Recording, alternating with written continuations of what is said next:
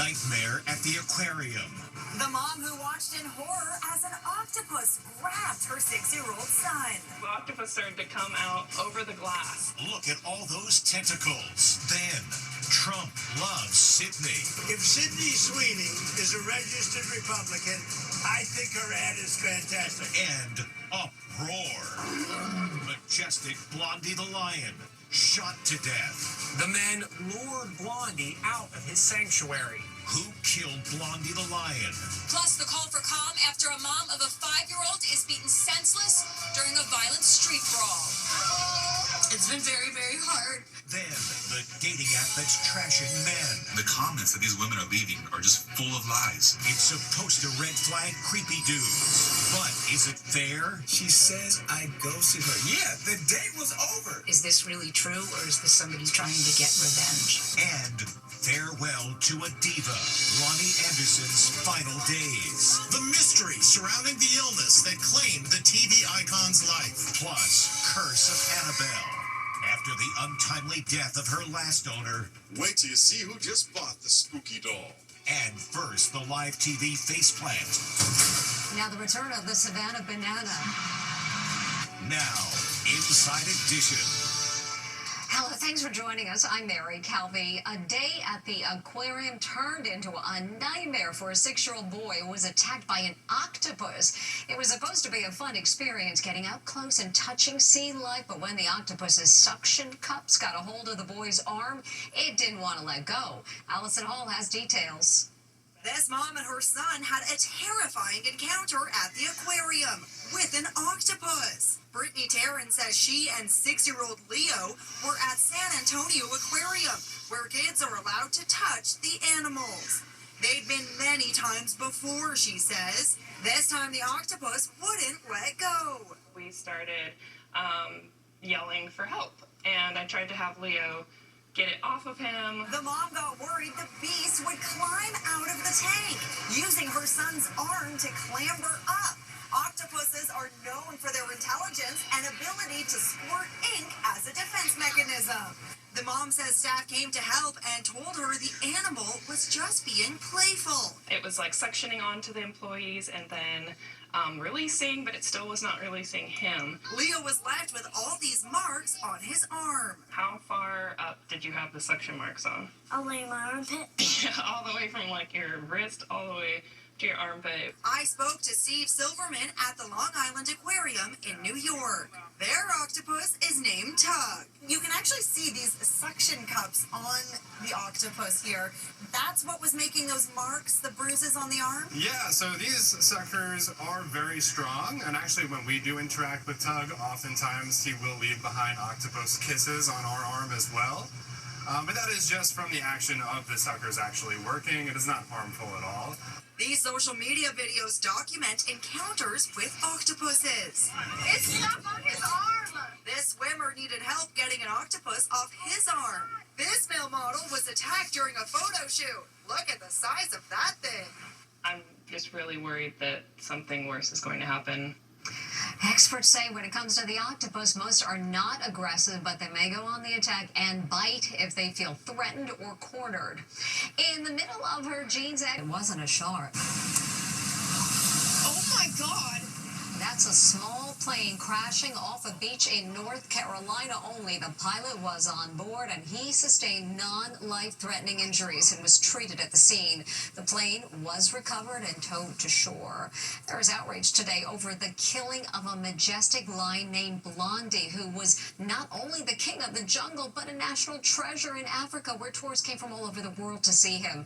Now authorities say trophy hunters lured Blondie from his habitat and killed him. Here's Stephen Fabian.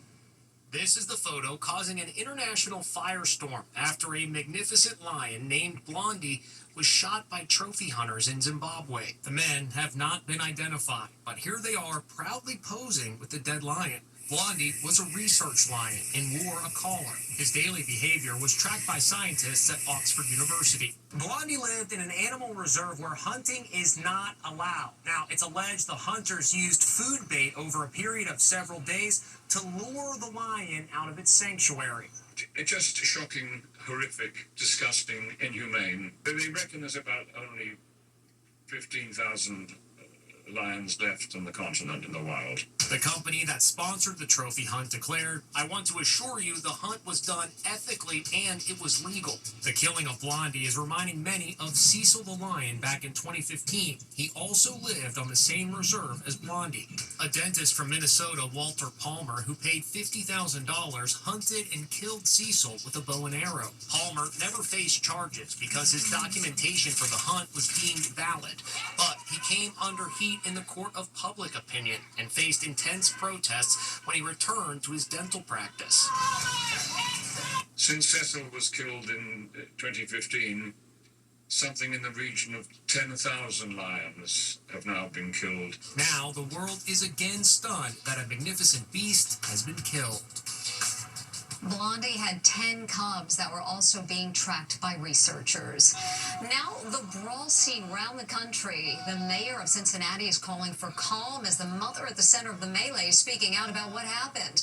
Amber Cogliano has our report, and we warn you the video may be intense for some viewers.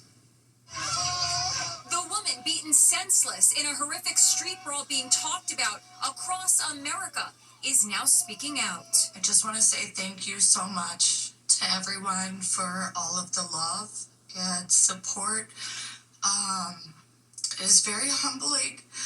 The woman, known only as Holly, is the mother of a 5-year-old girl. This is how she looked after the brawl. Her eyes swollen shut, her face bruised and battered. It's been very, very hard, and I'm still recovering. I still have a very bad brain trauma. Holly says a 3 a.m. street fight erupted as she and some friends were waiting for an Uber in downtown Cincinnati. You can hear this guy shouting a racial slur. He was cold-cocked moments later. Other video shows another man in a white shirt slapping the guy in red. That's when all hell breaks loose.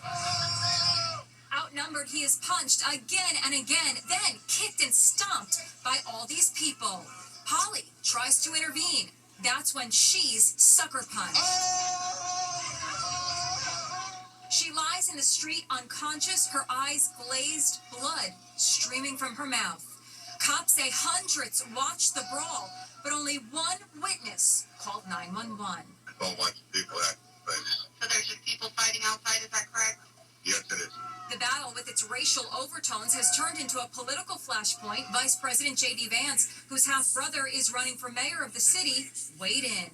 Where I come from, at least, when you have a grown man who sucker punches a middle-aged woman, that person ought to go to jail for a very long time. The mayor of Cincinnati is calling for calm. This was an awful incident. Let me be clear. There is no place for violent crime in Cincinnati. 3 men and 1 woman have been arrested, and more arrests are expected. Meanwhile, an online fund for Holly has raised over $360,000. We've told you about that really creepy doll named Annabelle that believers in the supernatural say is haunted and for decades has caused all sorts of spooky stuff to happen. Now the doll has a new owner. He's a very famous comedian, and some of his superstitious fans are kind of worried the doll may come with some bad luck. The creepiest doll in America has been sold, and the new owner is somebody you've probably heard of. The Raggedy Ann doll inspired the horror movie series Annabelle and The Conjuring, though they look nothing alike. For decades, believers in the supernatural have said she's demonically possessed. Thank you so much. Now, comedian Matt Rife is revealing that he and a friend have purchased the home where Annabelle lives in a glass display box. We are the legal guardians and caretakers of all 750 haunted artifacts and items in the Warren Museum, including the Annabelle doll. This is the house and museum in Monroe, Connecticut that Matt Rife just bought. It's also where the spooky doll Annabelle lives. Earlier this summer, Annabelle went on tour with a paranormal investigator. But in the middle of the national tour, he was found dead in his hotel room in Gettysburg, Pennsylvania, at age 54. 420, cardiac arrest. For those inclined to believe these kind of things, the paranormal investigator who was found dead, Dan Rivera, sealed his fate when he touched the doll. Legend has it that if you handle Annabelle in any way, you're doomed. Rife has more than 41 million fans who follow him on social media. And today, some are wondering if the edgy comedian is putting himself at risk. Did we learn nothing, gentlemen? Just feel inherently like it's a bad idea. Please leave the doll in the box. Do not bring her on tour with you. Do not bring her out on stage with you. Why?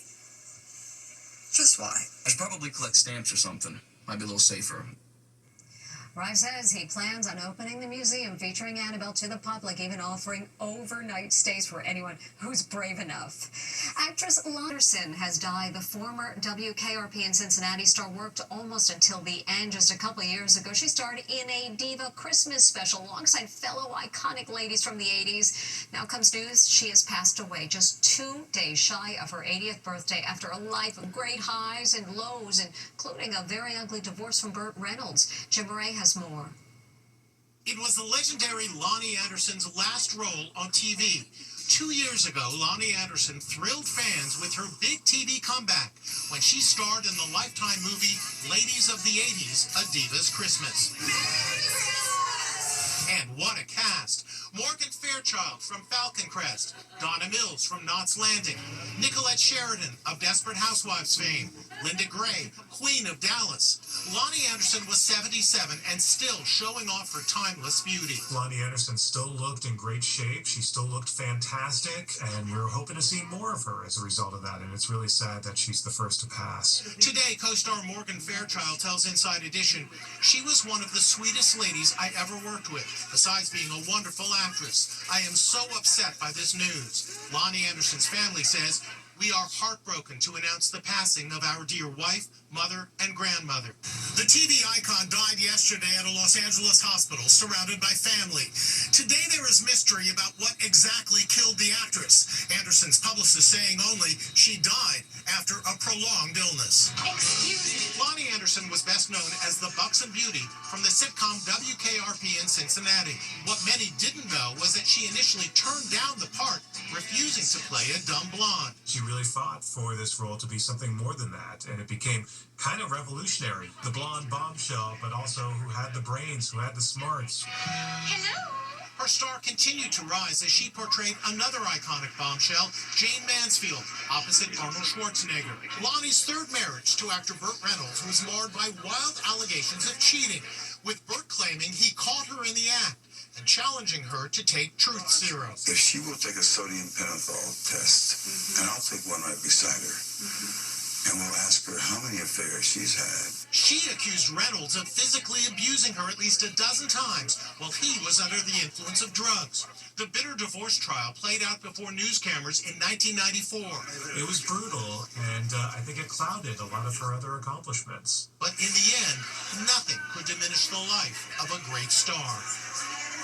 Lonnie Anderson was never comfortable with her sex symbol image, saying, quote, having a beautiful body and a pretty face is not nearly as easy as it sounds. We'll be right back. Next, the dating app that's trashing men. The comments that these women are leaving are just full of lies. It's supposed to red flag creepy dudes. But is it fair? She says I ghosted her. Yeah, the date was over. Is this really true, or is this somebody trying to get revenge? And first, the live TV faceplant. Now the return of the Savannah Banana. Inside Edition will be right back. Called the T app, and it's #1 on the Apple App Store. So what is it? It's where women can trash guys they dated to warn other women about red flags. But these guys are coming forward questioning why they're being singled out. It's the red-hot dating app that has these dudes crying foul. Why am I on the T app? The T app is where young women looking for love warn other women about guys they've dated who, so they claim, treated them badly. She says I ghosted her. Yeah, the date was over. The date was over, so I left. The app is hugely popular, but the guys getting called out are not happy. The comments that these women are leaving are just full of lies. So here's how the app works. Only women can join, and they upload photos of the men they've dated, and if they like the guy, they give him a green flag. If they don't like the guy, they give him a red flag and leave a warning. Cheater, player, liar. bad attitude towards women, so manipulative. Relationship expert Donna Barnes, aka the Love Coach, says she understands why the app is so popular with women and loathed by guys. I think it's a great idea to help women feel more comfortable about someone that they're just getting to know. There's some crazy things on that app. Rachel Severse is a big fan of T. Look, some guys are pretty upset about what's being said about them on this app. Can you see why? Yeah, I would be too. The women on the app are anonymous, so the guys have no idea who's posting about them. Lies, spreading lies about you. This is not real. But attorney Aaron Mink has a warning for any woman who has something nasty to say. We can subpoena the app. We can figure out who's behind it. You can seek damages. And you can also get an injunction. You can get sued. 46 red flags. How could I have so many red flags when I'm smiling like this? The T app declined to comment about our report. When we come back, a Savannah Banana comeback that had a whole stadium cheering. The Savannah Banana star who face-planted on live TV is back doing his trademark move. Look who's back doing backflips. He's gonna pull off a backflip catch. It's Savannah Bananas outfielder Robert Anthony Cruz who made headlines after this now viral moment during a live interview on CNN. Oh, Jesus.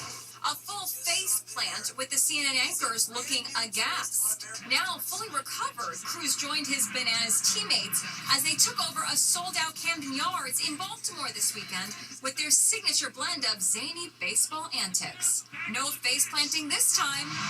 And if there's any doubt about the popularity of the Savannah Bananas, just look at the massive crowd welcoming them to the stadium.